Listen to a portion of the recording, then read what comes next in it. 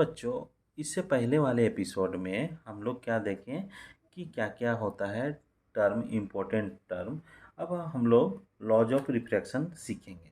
तो laws of refraction में हम लोग क्या है, पहला लॉज, दो लॉज होता है लॉज ऑफ रिफ्लेक्शन। रिफ्रैक्शन में लॉज ऑफ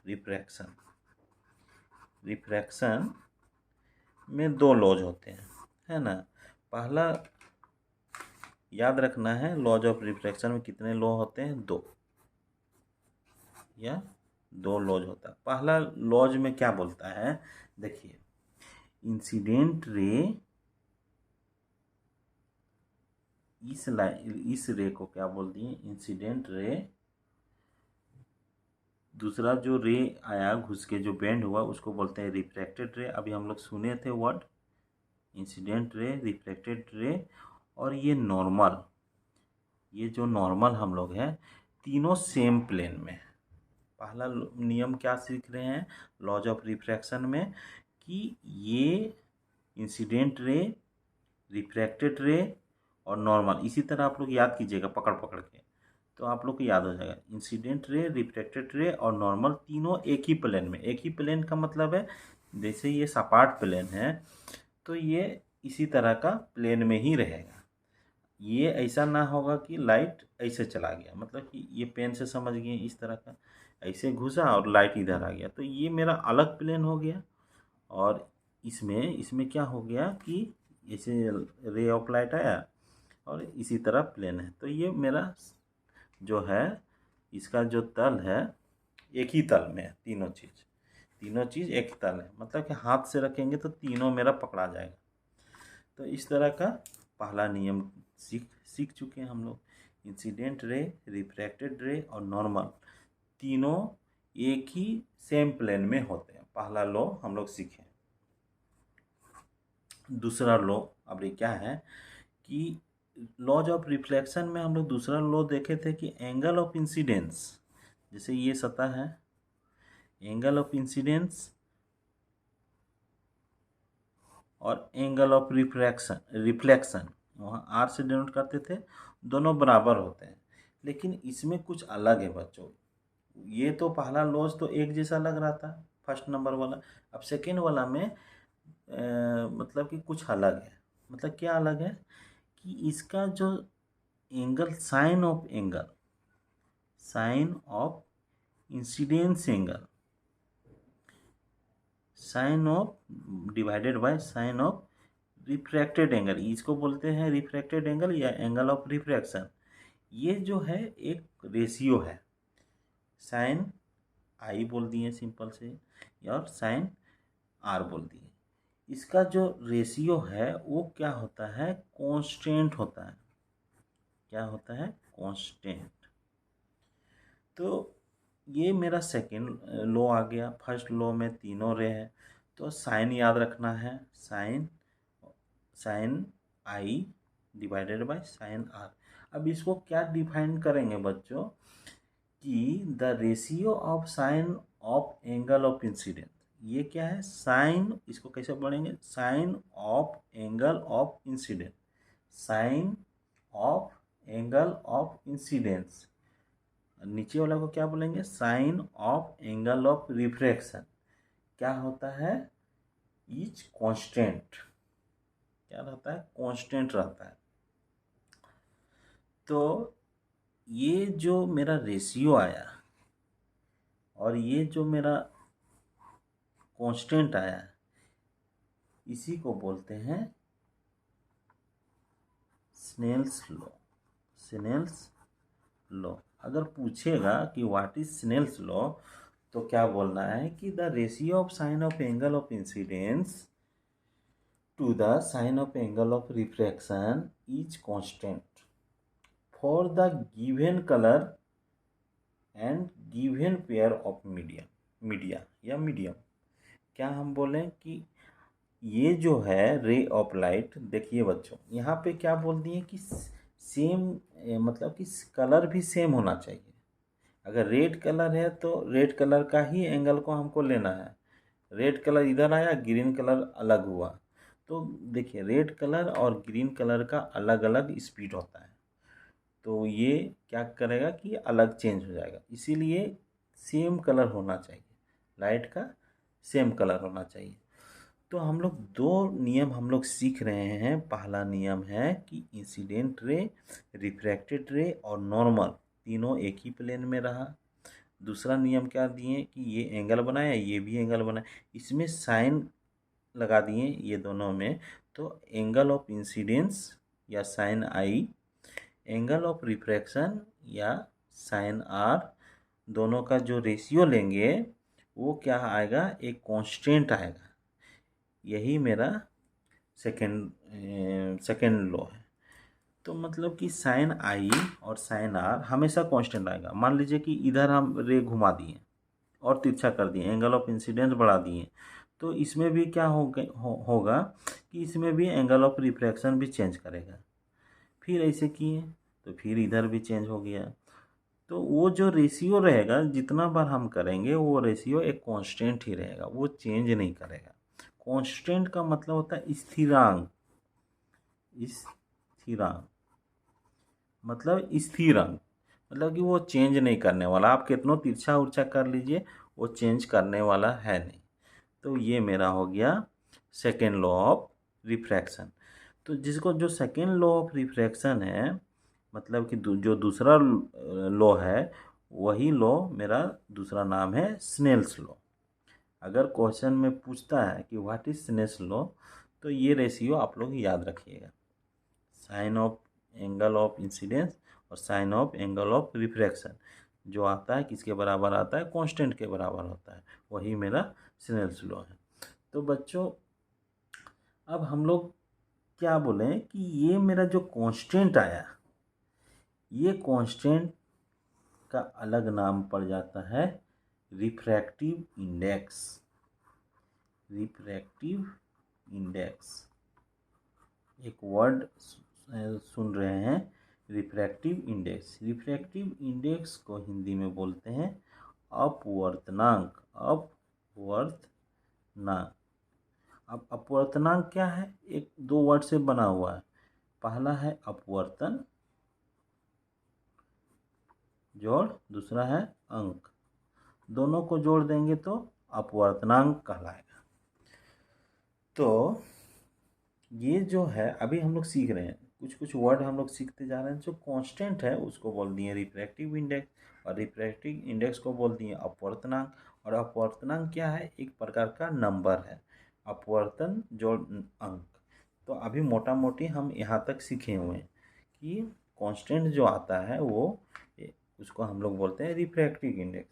अब रिफ्रैक्टिव इंडेक्स किसका बोलेंगे, हम लोग क्या पढ़ रहे हैं, सब एक दूसरे से कंपेयर करने वाला वर्ड है। जैसे रेयरर डेंसर हो गया, उसी तरह रिफ्रैक्टिव इंडेक्स। रिफ्रैक्टिव इंडेक्स क्या है, एक नंबर है, एक अंक है, जो मेरा क्या बतलाता है कि वो कितना मीडियम में लाइट, कितना स्पीड से लाइट दूसरे के कंपेयर में ट्रेवल कर रहा है।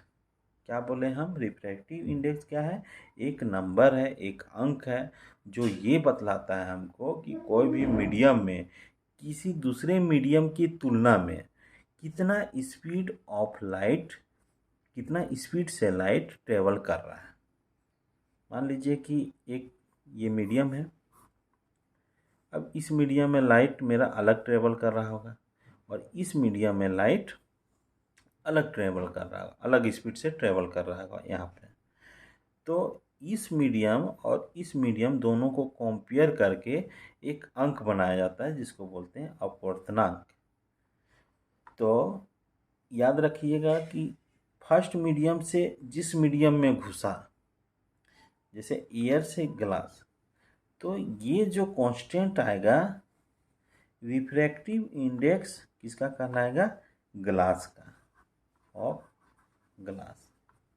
तो हम क्या बोलें बच्चों कि फर्स्ट मीडियम से जिसमें सेकेंड मीडियम में, सेकेंड मीडियम मतलब जिसमें लाइट घुस गया, फर्स्ट मीडियम से सेकेंड मीडियम में अगर लाइट घुस गया तो घुसने के बाद उसका स्पीड चेंज हो जाता है। चेंज हो जाता है तो हम लोग सेकेंड लॉ में हम लोग देखे हैं कि ये मेरा कांस्टेंट आता है, और कांस्टेंट को ही रिफ्रैक्टिव इंडेक्स बोलते हैं।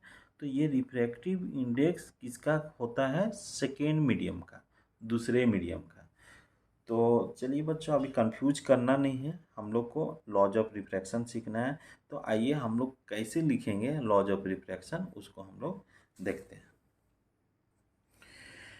तो बच्चों हम लोग कैसे लिखेंगे ये देखिए, आप लोग नोट्स इसी तरह बनाइएगा। आप वीडियो को पॉज कीजिएगा और यहाँ से नोट अपने नोटबुक में लिखिएगा। तो बच्चों यहाँ इस हम लोग की वीडियो से केवल हम लोग सीखना है, समझना है, जो मेन चीज़ है, जो काम वाला चीज़ है यहाँ पे हम लोग सीखेंगे। मतलब कि समझना है, लिखना तो अपने बस की बात है, अपना नोटबुक में आप लोग लिखिएगा।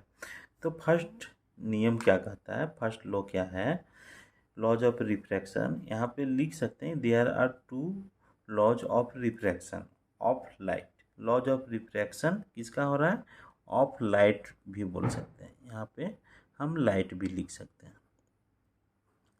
तो laws of refraction of light, यहाँ पे याद रखिएगा आर लगा हुआ है। आर लगा हुआ है मतलब कि अंदर चला गया है लाइट।